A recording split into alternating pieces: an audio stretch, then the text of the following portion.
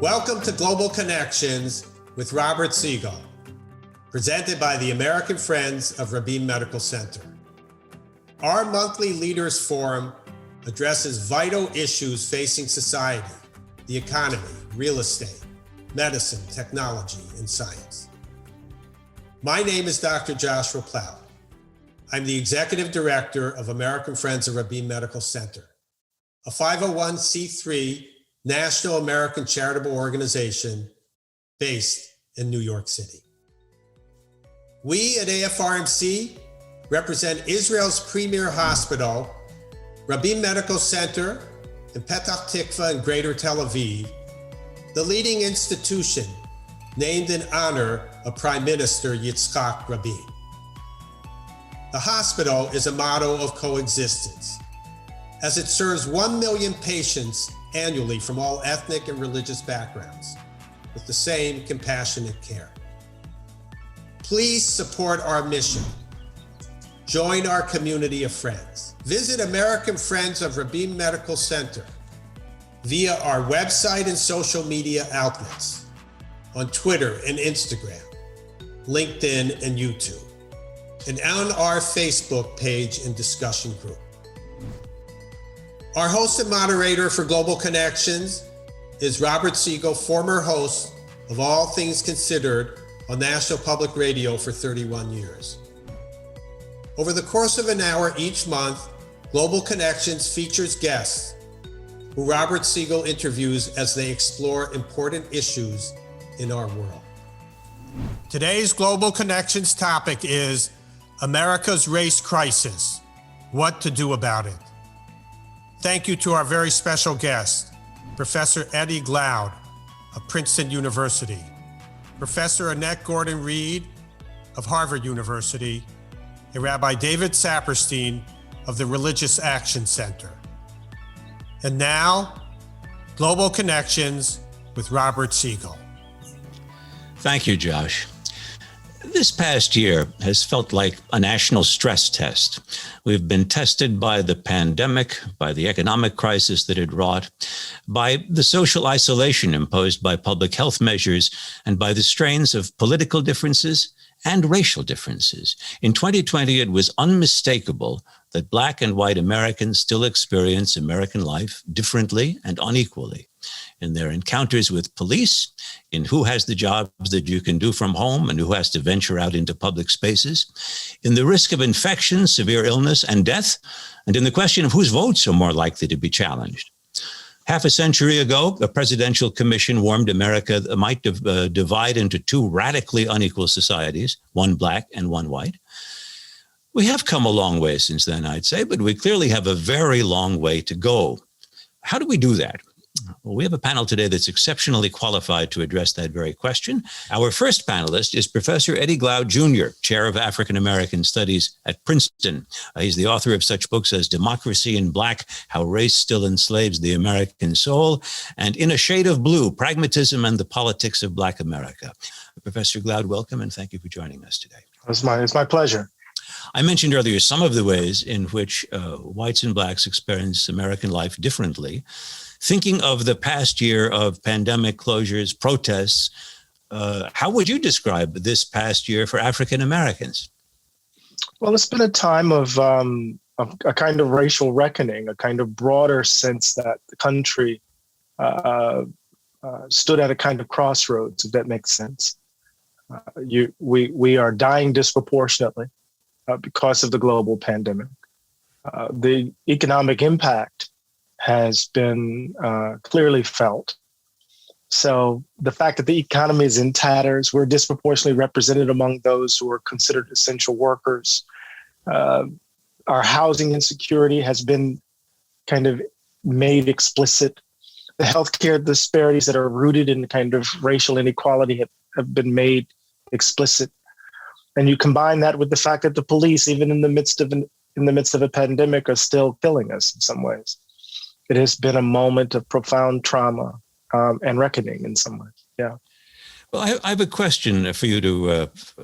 I can imagine two audiences whom I'd like to ask you about, and perhaps the answer is the same to both of them. First is an African American who might be excused for feeling some cynicism, feeling that the problems we're talking about have existed for a long time and that the memory of the American conscience often proves very short.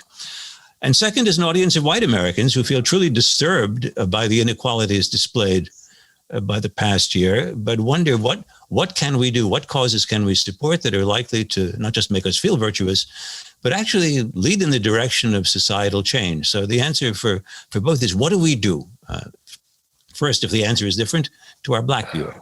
Well, I think it's important for us to understand that we live in a society in which our social and political and economic arrangements are reflections of what I call the value gap, this belief that white people matter more than others. And that belief animates so much of American life, and it is the source of the distribution of advantage and disadvantage. So to those who are cynical about America's, changing, about the country changing, it has everything to do with this through line, that if we don't uproot this belief that some people, because of the color of their skin, ought to be valued more, ought to have access to advantage in a different way, then we will find ourselves on this hamster wheel over and over and over again. And so I think part of the way in which we address that is we begin to tell the truth. We bear witness. In my latest book, Begin Again, I try to write about this, right? Mm-hmm. For the other viewer who sees this and wonders how might we change it? How might we address it? How might we respond to it? The question I would have to ask is, what is your conception of justice? What is your idea of a just set of arrangements? That we have to break free from this model of racial justice or racial equality as a philanthropic enterprise, a charitable gesture in which we can turn to. What is your conception of a just society? If you believe that a just society presumes that if you work 40 hours a week, that you should earn a living wage, then you know what you should be doing. If you believe that everyone should be treated equally under the law, and the data suggests that they're not, then you know what you should be doing. So the answer to the question is not about how might you engage in a charitable gesture to virtue signal, but how might you act on behalf of making America a more just society? But that seems to me. If you were to engage in a political gesture, I'm not using gesture disparagingly, that brought us more toward equal justice, what would that be in 2021? It could be a range of things. It could involve supporting the George Floyd Act. It could involve a range of actions around criminal justice reform and police reform. Supporting the repeal of qualified immunity, trying to figure out how to decriminalize the code. So there are specific ways in which one could enter. What I think we need broadly, Robert, is a public infrastructure of care. But that's a different discussion for a different time. Let me ask you this. In liberal discourse, it's very common to hear an appeal for justice and equal opportunity for African Americans, followed by a litany of other groups worthy of our concern. Women, Latinos, gays, lesbians, trans, people with disabilities, persons of color, which includes many immigrants. What do you say to somebody who says, like, I think as a nation, we morally owe something to African Americans and Native Americans for redress for slavery and displacement. And those unique claims are muddled by this long and seemingly getting longer roster of aggrieved minorities. No, I think that's misguided in some ways, right? Because the superordinate value is justice. And each of those identity claims, to be clear, are efforts to orient us to the injustice that is perpetrated against those particular groups. So what does it mean to invoke the question of gender? Well, I mean, it seems to me that differential pay for the same work is an unjust reality. And you can't talk about it unless you're able to unless you invoke, how women are treated, the way in which patriarchy evidences itself in this society. We can't talk about, right, the ways in which certain laws discriminate against same-sex love. You can't. So identity politics at its root, in all of its various manifestations, are really questions about justice. Right? What does it mean to have a more just society? And if it's the case, they're deeper. Of course, there are long-standing evidence, long-standing examples of the evidence of racism, of the evidence of white supremacy, of the contradictions at the heart of our society. But that should not lead us to subordinate other justice concerns. We're trying to build a more just society, it seems to me, at the end of the day. Is there something inherently preferable about solutions to problems of inequality that are universal in the way that Social Security ultimately became universal, or Medicare, as opposed to being specifically targeted at groups that have been discriminated against in the past? I don't think so. I mean, obviously, a just society means that that there's equity and there's equality. We don't want to conflate those two. But look, this idea of lifting all boats, this idea of the political possibility of responding to specific forms of oppression by way of universal remedies, it doesn't really work. Racial inequality in the United States, to bring up a specific example, Brother Robert, is the result of deliberate policy. Mm-hmm. At the very moment in which the vaunted American middle class came into existence in post-World War II America, through New Deal policies, through the GI Bill, Black folk were cut out. We were not included. There's a reason why there's a wealth gap. There's a reason why there's an education gap. And the only way to remedy policy decisions will be with direct policy remedies, it seems to me. Professor Eddie Glaude, thanks a lot for your comments. Our next panelist is Professor Annette Gordon-Reed, who holds a university professorship at Harvard University. She's a professor of history, but she has equally been a professor of law at Harvard and at New York Law School. Her book, The Hemmingses of Monticello, about the family enslaved by Thomas Jefferson and their descendants, won both a Pulitzer Prize and a National Book Award for history. Professor Annette Gordon-Reed, thank you very much for joining us today. Glad to be here. And first, I wonder if you can answer the same question that I put to Eddie Glaude at first, which is, what do you say to someone out there, either separately or together, to a white and black viewer? What do I do now? What concretely can we do to move the ball farther down the field toward some kind of racial equity? Well, I think a lot of it, as Professor Glaude said, I would agree with a lot of what he said, but I think there's also the question of how you deal with the people around you on a day-to-day basis, how you respond when people say things that are racist, when you respond when people deny that there have been problems, racial problems in the country. I think a lot of this has to do with whites being willing to confront one another. It's a very tough thing to confront family members and friends, people who you love and who you depend upon, when they say things or do things that are racially problematic, when they do things that are racist. And I think that there's just a lot of talking that we have to do, that whites have to do to one another, because it's, Black people of color can't make whites feel a certain way. You can't make other people feel a certain way, but you have a better shot there's a better shot at this if it's coming from the people that they know and people who are around them. And, the civil rights movement was a matter of Blacks standing up, but it was also whites standing up saying, whatever it is that I get out of this system, it's not enough to make me ignore these kinds of things. And they stood against family and friends, and sometimes brought family and friends alone. It isn't always a conflict that causes people to fall out. So I just think that there's more work to be done on a day-to-day basis in this area. And that's the way to make change, I think.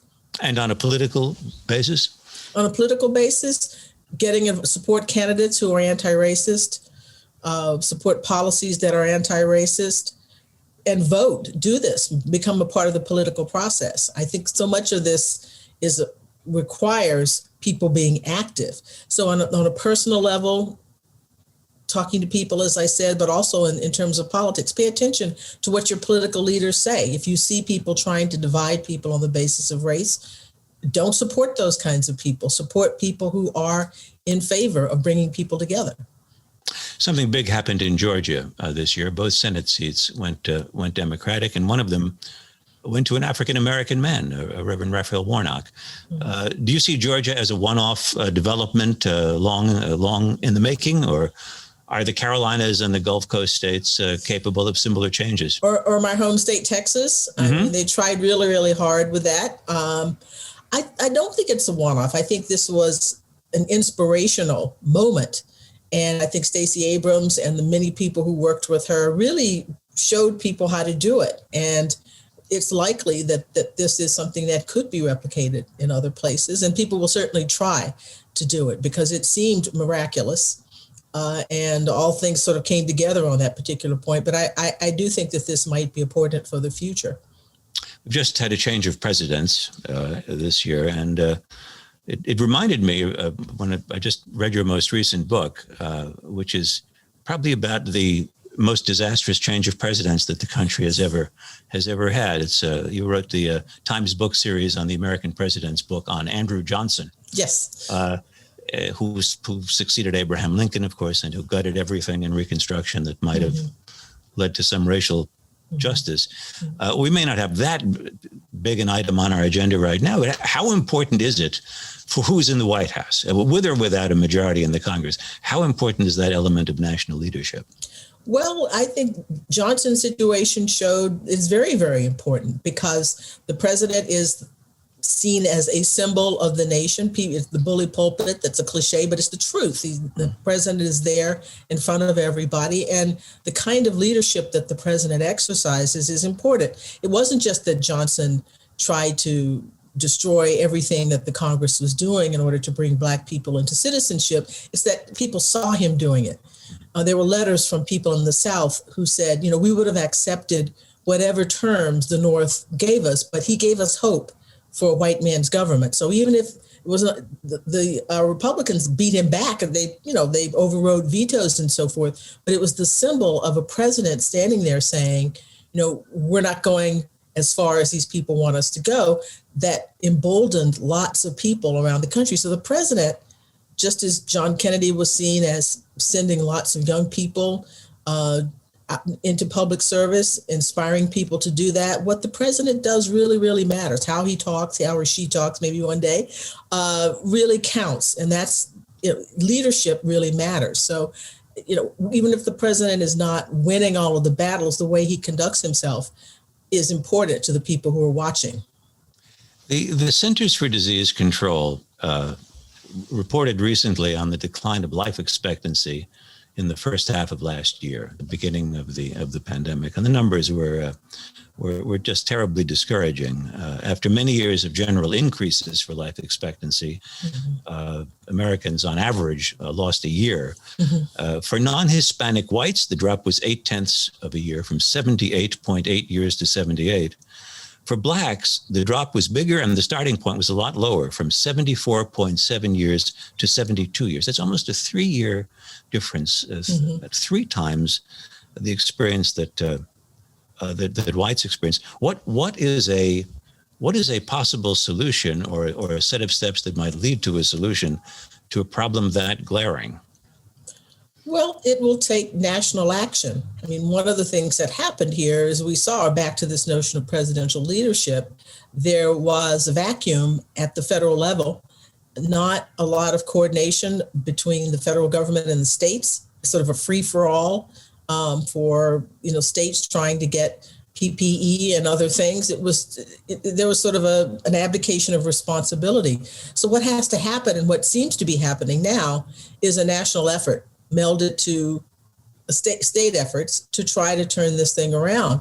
But a lot of this has to do, obviously, with poverty, with inequality.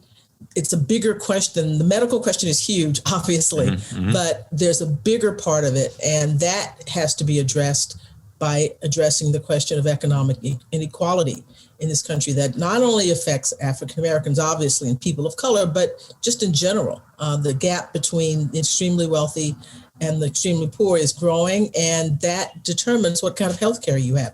Also, healthcare, the healthcare crisis. I mean, the United States, this is, again, everybody knows this, alone among the industrial nations, doesn't really have healthcare for all.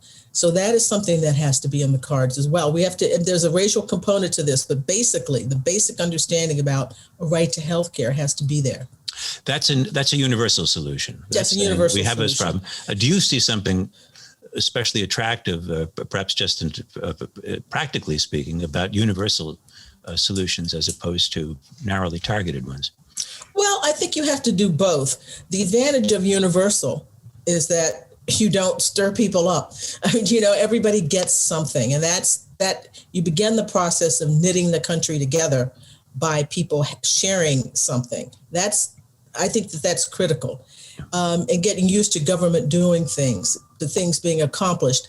But when there are pockets of particular problems, there has to be a focus on that as well. So I think it has to be both. Well, Annette Gordon-Reed, Professor Gordon-Reed, stick with us. In 10 minutes, we'll come back to you for questions. But we now turn to our third panelist, who is Rabbi David Saperstein, Director Emeritus of the Religious Action Center of Reform Judaism, where he spent more than 30 years as Director and Chief Legal Counsel. He's a lawyer in addition to being a rabbi. Over the years, David Saperstein was on the boards of many human rights and civil rights organizations, including 27 years on the board of the NAACP. In the Obama administration, he served as U.S. Ambassador for Religious Freedom. What's different about the political landscape today, and what does that say about what kinds of federal action are possible? Clearly, we're at a moment in terms of race issues in America where there is a sense of immediacy, a sense of urgency, a sense of moral compulsion that we have accepted a structural forms of racism for far too long. And it's been a wake-up call, a kind of shofar blast to the nation, a whole series of events, including the George Floyd tragedy, that has called us to action at this particular time. But the term crisis, is both a call to arms, so to speak, but it also can be a deceptive term because it makes us think somehow there's something different going on now than's been going on for 4 centuries here in the United States. Structural racism in the form of slavery, in the form of Jim Crow, in the form of structural limitations on people of color in America is one of the great original sins of America. It is endemic in our society. And we shouldn't be fooled by the term crisis to think that this is new in any kind of way. It is just a reawakening that we have to deal with this. And there are steps that we can take. You asked about what can be done. And, far up on that list, in addition to our own reflection about white privilege, about structural racism, about unconscious bias in ourselves, in our community, in our organizations we're part of, commitment to, I would just lift up over and above what we heard from my distinguished panelists, is HR 1 that is going to move before the Congress on a fast track that would restore the voting rights protections that the Supreme Court struck down, that would make voting so much easier in America in a whole range of ways, that would restrict excessive gerrymandering, and would address a lot of the systemic issues that are barriers to the fulfillment of the Voting Rights Act and the dream that every person ought to have equal rights in general and equal voting rights in particular, so that every citizen has a chance to shape the future of this country. It's a commonplace to observe that politics are extremely polarized in Washington these days. This is the bill that's named for John Lewis, I believe, HR 1. Of the John Lewis bill.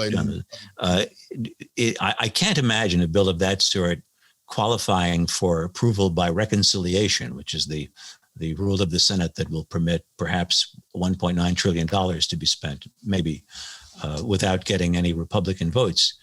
Can you imagine, is there enough support across the aisle for the reforms or the guarantee in HR 1 that it could actually pass this Senate, or is it just not popular enough with Republicans? As you look back, Robert, over the last century, in the 20th century, almost every single achievement of social justice in America happened because of a bipartisan coalition of decency on Capitol Hill and multiracial, multi-ethnic, multi-religious, nonpartisan coalitions or bipartisan coalitions in communities across America. Whether we're talking about the labor movement, the civil rights movement, the women's rights movement, the environmental movement, the Great Society programs, so many of the great achievements we had happened because of a bipartisan coalition of decency. The breakdown of bipartisanship is one of the most dangerous developments, the hyperpartisanship that marks this era, the most dangerous aspects of American political life. At a time we need cooperation, this bill that goes back to core principles of the Civil Rights Act of 64, the Voting Rights Act of 65, that was reauthorized, the Voting Rights Act, over and over and over again by almost unanimous margins until just the last few years here is going to be a real test of whether or not the Republican Party is going to join to remedy violations of some of our most core values. I still remain hopeful that that the events of recent weeks will shake up enough people that that there will be bipartisanship on this, but it will be a fascinating test about the future of politics in America. But in fact, there are states that are taking up, after the election of 2020, in which because of the pandemic, a number of states decided remarkably to make it easier to vote. That it was the ability to vote was challenged by fear of infection, and so we made it that much easier to vote, and turnout was phenomenal for everyone. Some of those states are now going back to making it more difficult to vote again, or they're considering legislation. So 2021, 165 bills that would restrict voting rights have been introduced in some state legislatures cumulatively across the country. There have been. You reminded me of one of my favorite bits of Washington trivia, that when the Civil Rights Act was passed, there were all of 33 Republican senators, and 27 of them voted for the Civil Rights Act. A few weeks later, the party nominated one of the 6 who voted against the Civil Rights Act for president, Barry Goldwater, and who lived to say he regretted that vote, but that's where the party went. The religious action, yes. It's that kind of comment that has earned you the reputation as one of the most erudite and brilliant journalists of our generation. It only comes from reading the works of very interesting writers. The Religious Action Center represents Reform Judaism. And I can attest, as a member of a Reform congregation, that engagement in civil rights and the promotion of diversity is typically a much discussed principle of the movement. What more can religious institutions do to try to advance us toward greater racial equity? Well, look, all of us have core principles that speak to the equality of every human being and the notion and a rejection of what is at the core of what racism is all about. The dignity and value of every human being based in the notion that we are created in the image of God. And for the Jewish community, a whole range of interpretations of the Bible that ask, why were we all descended from one couple? Why was Adam made from the dust of the four corners of the earth? So that none of us could claim that the merit of our ancestors was greater than anyone else's, says the Mishnah.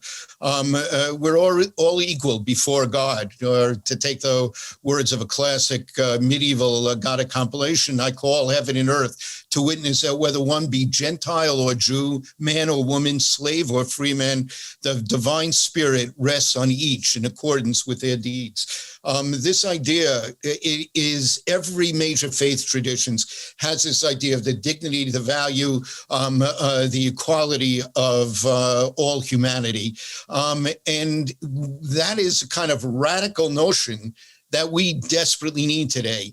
And most religious groups speak out on all the forms of discrimination and persecution that were alluded to by the two former speakers so keenly in the way they lifted it up. We need a kind of recognition of a need for a radical intersectionality that makes real this idea of that fundamental value of every human being, not just to pay lip service to it, but to make it actually the center of our political programs, and to recognize that no group will be safe and secure for discrimination and persecution so long as any group or any people can suffer such discrimination. And at a time we've seen such an escalation of hate crimes and hate speech in our country, standing together in coalition on these issues is absolutely indispensable for the future of our country. And I think the religious communities increasingly recognize the special role that they have to play in raising up those moral values.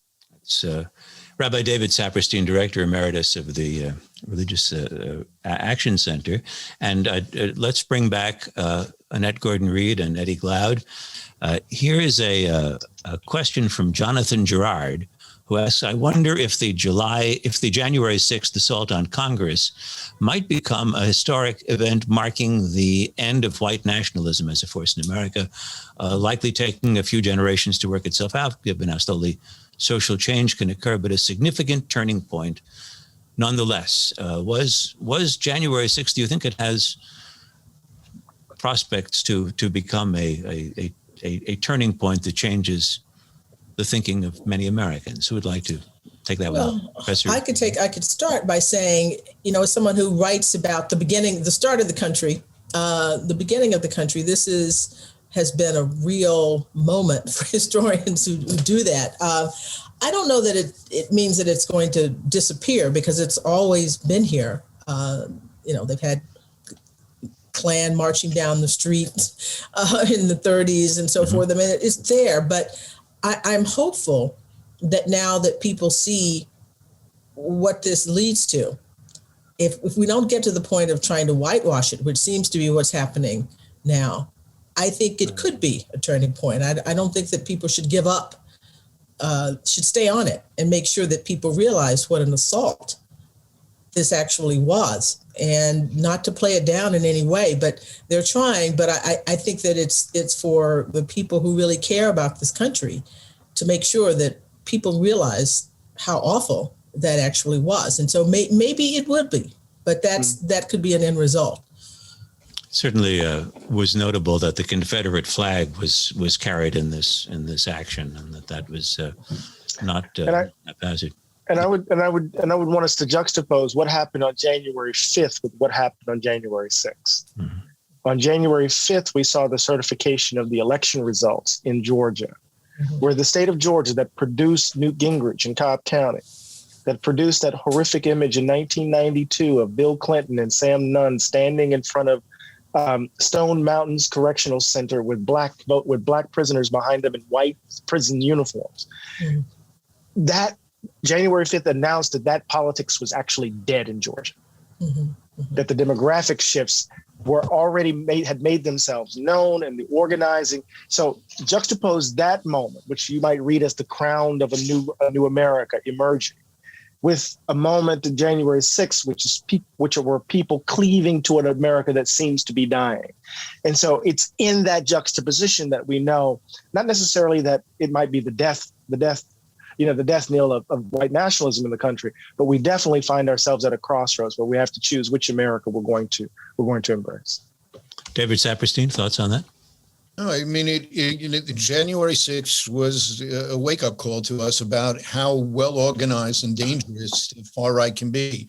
Most of the violence that has manifested itself in hate crimes and in prejudicial statements that have emanated from extremists has come from the right. And it will take us a long time to undo this. The public opinion polling that shows still significant support for President Trump, new poll out indicating like 40% of Americans see him as a real patriot. It is really a distressing testimony to how deeply endemic some of these attitudes are and how far we have to go. It will be a slow process. I think Rabbi Gerard's right on that. But it's one that we're only going to win if we are all in it together. And I think that's the important insight of this moment in history. Well, one other thing I'd like to say too about that is it's a lot of this depends on, well, will be influenced by the media. And there's been really a sort of a disturbing phenomenon of the people who still refuse to accept the election results on television, on the shows, talking and being challenged, but the very fact that they're there every week, all the time doing this. If this is going to continue, it's going to make it harder. So yes, ordinary citizens have stuff to do too, but we're up against a real problem here because of the sensationalism of it is apparently attractive in some ways to some forces. And that, if that kind of thing continues, it's going to make the job harder and harder. Here's a question from an anonymous attendee. How would you describe the current relationship between the Black and Jewish communities in America? Rabbi Saperstein, why don't you start, and then whoever else wants to talk. Historically, there was a sense of each of us representing two groups that were amongst the most persecuted in Western history, the enslavement of African Americans in America, Jews, the quintessential victims of religious persecution and discrimination throughout history, and that bound us together. We each had a stake in America that made the concept of civil rights real for all Americans and worked closely together. Not quite as intimate as the romantic view of the past was, but closer in the way we saw politics, in our political views, in voting for each other and supporting each other's agenda. Here, the disproportionate number of civil rights lawyers in the 20th century who were Jewish, the disproportionate number of white young freedom writers who were Jewish, the special connection between rabbis and key pastors in the civil rights movement. All of that is part of the history, and we've continued to work together closely. But we each are at different communities. There's a growing percentage of Jews of color, in which it's not just a white community versus a Black community, but disproportionately Jews still are white and benefit from white privilege. But we have been allies, will remain allies. I know that only the enemies of social justice rejoice when we find ourselves at odds with each other. Our common task is to create America that lives up to its ideals and its promise of freedom and equality for all people. And the only way we'll secure the well-being of our individual communities will be to work together to finally achieve that. Other thoughts? Eddie Glaude? Well, just really quickly, I think it's very important for us to understand that these communities are complex, that they're not reducible to any one particular view. There's no one-to-one correlation between Jewishness and certain politics or being Black in a certain politics. I think Rabbi Saperstein has wonderfully and brilliantly laid out the historic connections, but he's also indicated that there are ways in which whiteness kind of interrupt. James Baldwin has written about this powerfully, even as a recipient of the largesse of the New York intellectuals. He still wrote very, very insightfully about how whiteness is read, even when it's seen within Jewish communities, right? In that light, and that's not the quite best way to put it. But there are political differences, right? The political differences around Israel, around Palestine, political differences around how one responds to race here. But then there are also these moments. What happened to the Tree of Life and what happened in Charlottesville, right? So the rise of white nationalism and how that expresses itself, right? Not only in terms of a kind of anti-Semitism as the kind of frame for a certain way of thinking about whiteness, right? And it becomes the basis for moments of solidarity for us to imagine a more just world together. But let's begin by saying that folks are complicated. And we can't just engage in these broad descriptions of Black-Jewish relations. I think that's a relic of the past. We need to think about actual politics on the ground and wrap our minds around that. Well, here's another question about actual politics from Philip Bentley. A very, very erudite question. What is the best kind of relationship between activists and government in getting legislation and policies that move forward. The Talmud warns, again, it's the first time a question we've had in months of doing this, doing these panels. The Talmud warns against getting, quote, too intimate with the ruling power, and I agree with that. Should we promote and endorse candidates for office? Should we involve ourselves in party organizations? Or should we work from outside of partisan politics? And Annette Gordon-Reed, what do you think? Oh, I think you should do both. I mean, you should be flexible. You know, I can't tell activists what to do, but if I were in that category and watching people, I would expect activists to be outside. If there are people who are doing things that promote the issues that the activists feel are important, then I think it's good to speak out, to support those kinds of things. You don't have bring one tool to the problem. And so I would think you do both of those kinds of things. So sort of standing off just for the sake of standing off, when you could be supportive in something that's really, really key, I think they should be flexible. I guess, David Saperstein, I guess implicit in the question is, do you sacrifice the power of a prophetic stance by becoming too involved in politics, which inevitably we say positively that politics is about compromise. So inevitably you'll be compromising.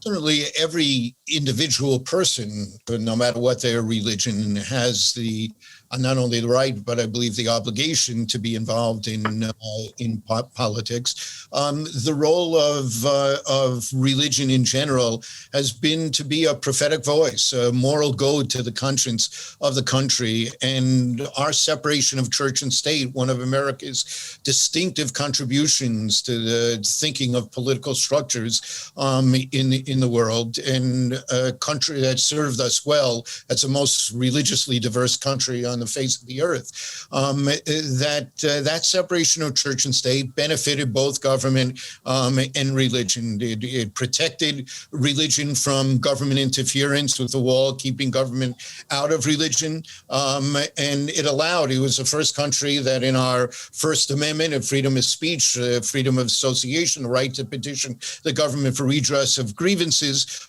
ensured that we would have the right to speak truth to power. And so I think that kind of distance has served us well.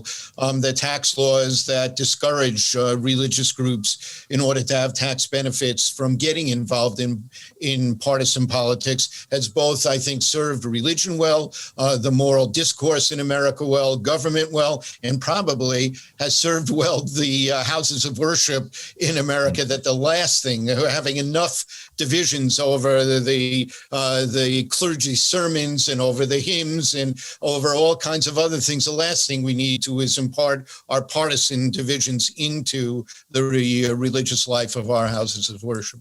Eddie Glaude, thoughts on this question? You know, there's always the distinction between the court prophets, right, and the other. We can make that distinction, right? So, look, I think it's important to understand that politicians inevitably disappoint.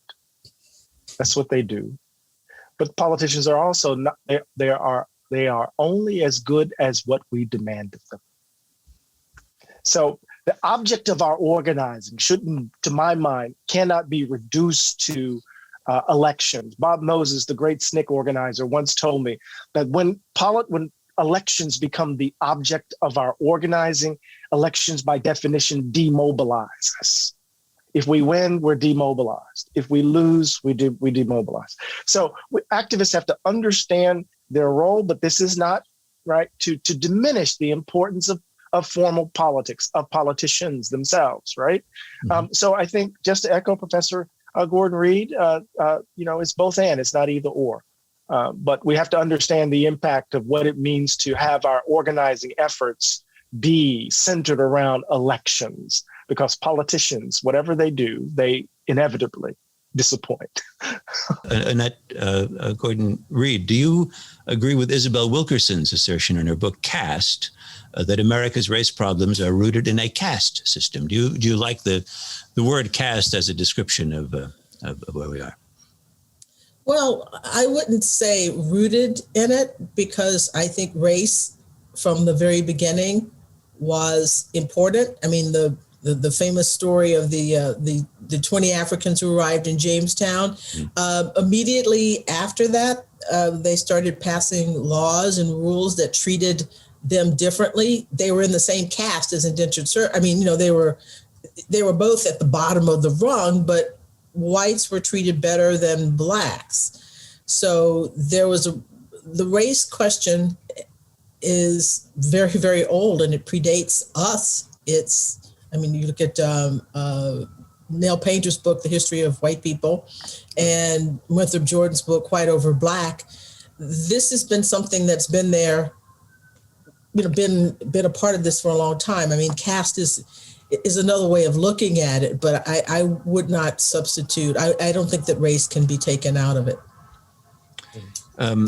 I was thinking about all the work that you've done on the Hemmingses, and thinking that in colonial America, in times of slavery, even household slavery in the North for that matter, the lives of blacks and whites weren't equal. There was a complete imbalance of power, but they were intertwined and they were very close, and people knew one another, not on equal terms.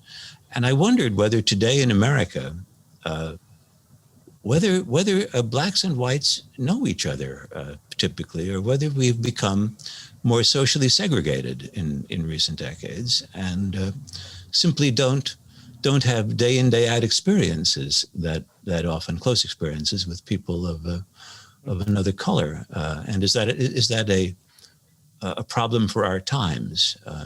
Eddie Glaude, I saw half a nod. No, absolutely. I mean, the data is very clear that our social networks are hyper segregated. Yeah. Right. I mean, that's all you need to do. Just do the thought experiment about the last wedding you attended, and think about how integrated it was, or if it was at all. Right. Well, in so many ways, we're walking mysteries to each other. Our intimate spaces are deeply segregated. And what stands in for knowledge of persons, of individuals, are a host and range of stereotypes about who people are and what they feel and what they believe and the like. And so we have to figure out, in light of that, how to be together differently. That is actually a reflection of a set of policy choices, a set of decisions, zoning laws that generate how neighborhoods are built, right? Banking decisions, red line. I mean, there's an entire gamut of micro decisions that have produced a world where you and I are walking mysteries to each other. I'm at the height of my profession, but my golf partners, predominantly black. My drinking partners, predominantly black, right? I mean, I could just go on, and that has everything to do with the kind of society we've been. My neighborhood looked like it was constituted by the UN, but even my associations within my neighborhood reflect temperament, my comfort zones, and the like. We have to figure out how to be together differently, it seems to me.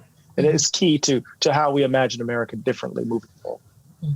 There are those, particularly conservatives, who say, look, equality means just treating everyone the same, and group remedies that try to deal with the groups, affirmative action and other things, just are un-American and violate the concept of this. But that kind of structural racism that we're talking about, African Americans were not brought here individually. They were brought here because of the race that they were part of.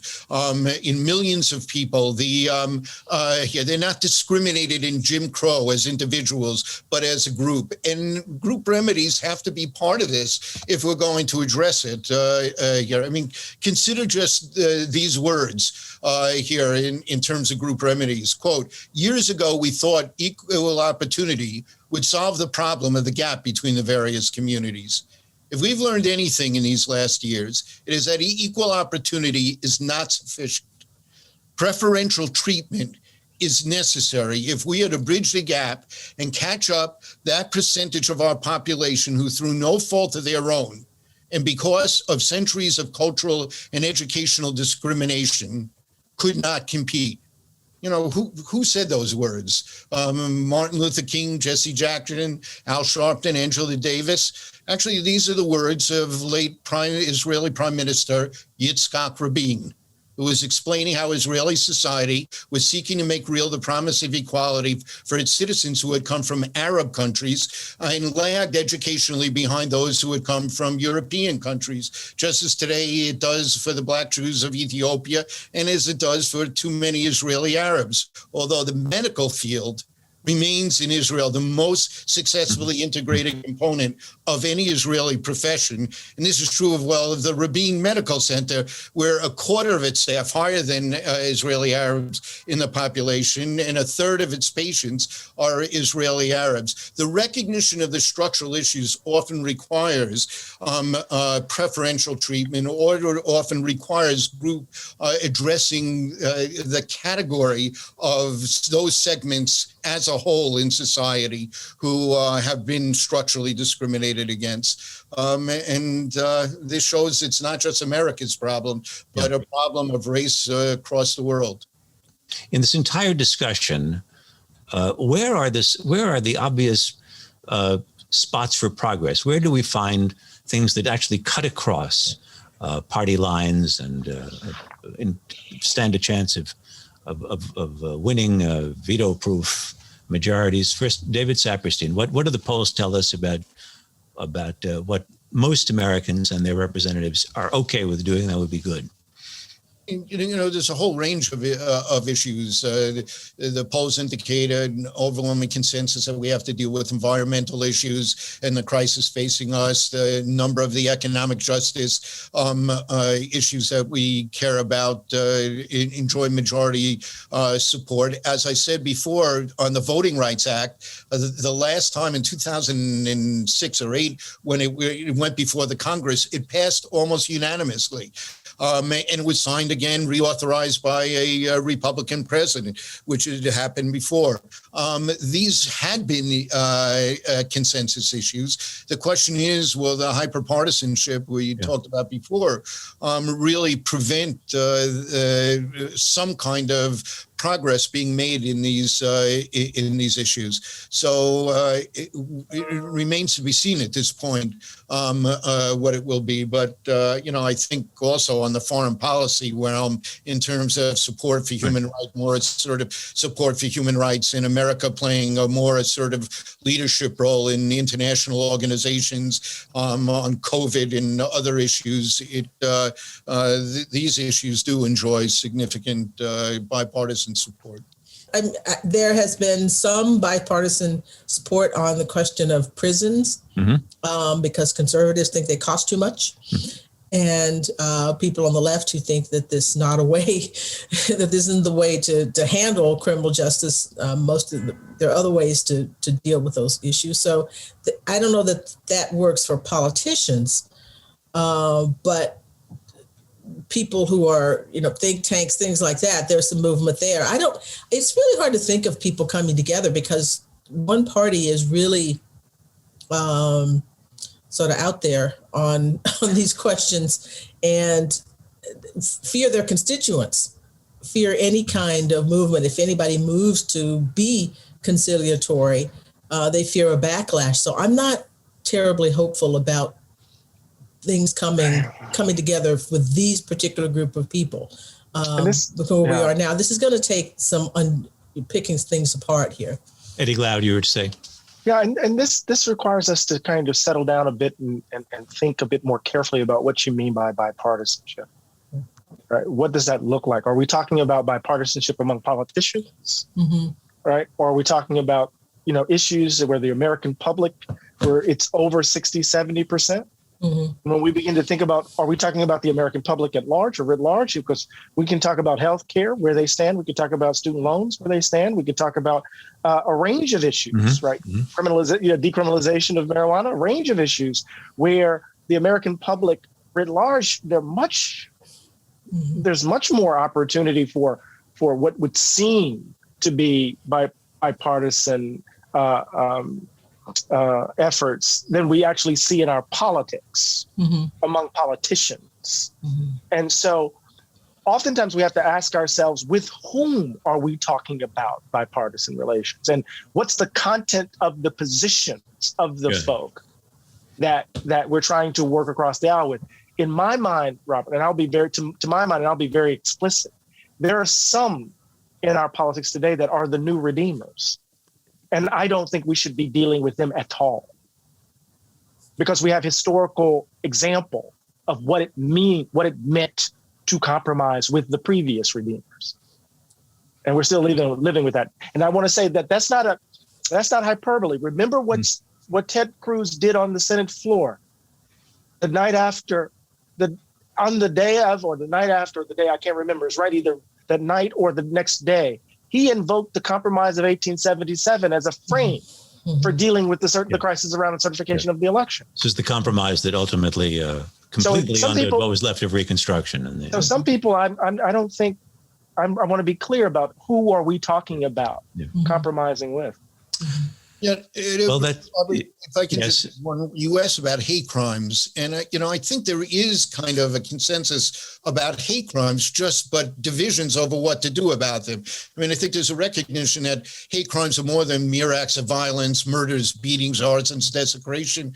They're an attack on the pillar of our republic and the guarantors of our freedom, a betrayal of the promise of America, and they erode our national well-being. And those who commit those crimes do so fully intending to tear at the too often frayed threads of diversity that bind America together. They seek to divide and conquer, and they seek to tear us apart from within, pitting American against American. I think there's a sense of what that's about when we see, attacks on Mother Emanuel Church or on Tree of Life synagogue, et cetera. And, as Martin Luther King said after the Birmingham church bombing, that those girls who perish have something to say to every politician who has fed his constituents with the stale bread of hatred and the spoiled meat of racism. They say to us that we must be concerned not merely about who murdered them, but about the system, the way of life, the philosophy which produced the murderer. I think there's a sense that this is true, but what to do about it, then we break down over gun control and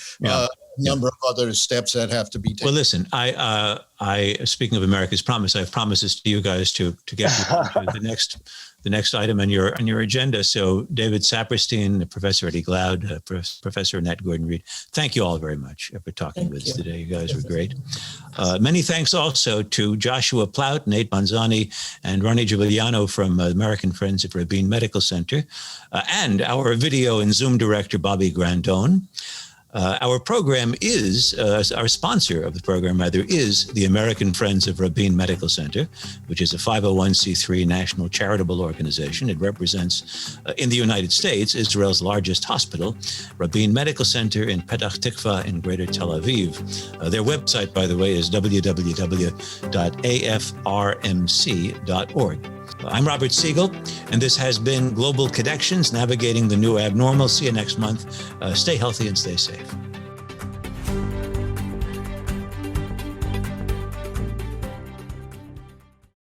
We would be pleased to send a complimentary DVD of this program to anyone who wishes to support JBS with a tax-deductible gift of $36, double high or more. Simply visit the JBS website at jbstv.org and click on the donate button to make a donation by PayPal or your credit card. And please indicate the program for which you would like a DVD. Or you can send your tax-deductible check to JBS, Post Office Box 360, Stamford, Connecticut 06904. Or you can call the JBS Pledge Line at 833-MY-JBS-TV. That's 833-695-2788. And again, please remember to indicate which program you would like to receive with our compliments. We thank you for your kind support.